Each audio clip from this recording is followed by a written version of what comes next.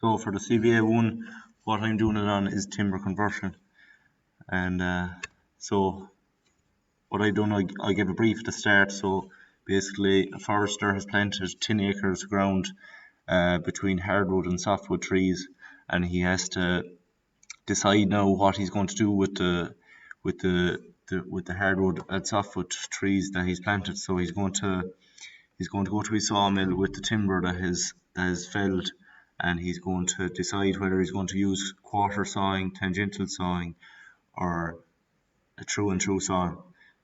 And so he has three uses for it as well. So it's going to be, he's either going to have it for roof, use the timber for roofing, or he's going to use the timber for furniture, or maybe he's going to use it for fencing his land. So he couldn't need a strainer to fence his land, so he needs certain timber for that as well. So this is the research stage. So what I done was I just introduction to start. Number one is the harvesting, so that's going through how it's harvested. Two, transportation, how is the 12-foot logs transported to the sawmill. Number three is the sawmill, so you can decide, there's three different ways that they can be sawn up at that. And then we have down the bottom is comparing the softwoods and hardwoods, so basically your properties of softwood and hardwood trees, conifers versus deciduous, strength and basically your less strength in your softwood and your hardwood to be denser board, and so on.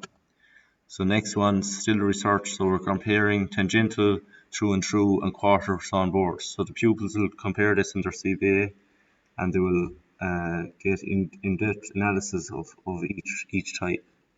So what stand out here, so I've highlighted the silver grain here in the oak. So basically the quarter sawing produces that, and it's all there.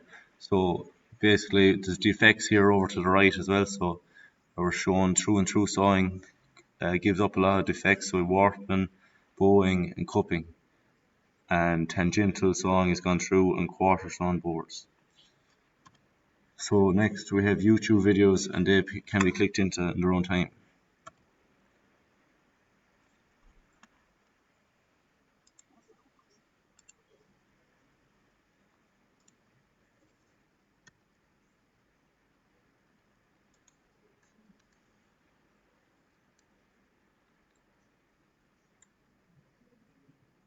So next slide there now, we'll just go back into it again. So the next slide is the experiment stage. After we had videos there last, so that you can play them. So the experiment stage, so what was really important, so what the teacher is going to do is going to give each student three samples of wood. So it's probably more than likely going to be whatever he can get his hands on. So beech wood is what I've used here myself, and it's only 2 or 3 inches in thickness. And each student is going to have to draw on with permanent marker the 3 different types: tangential, quarter, and through and through sawn. So hopefully this will create conceptual knowledge in the timber conversion with pupils.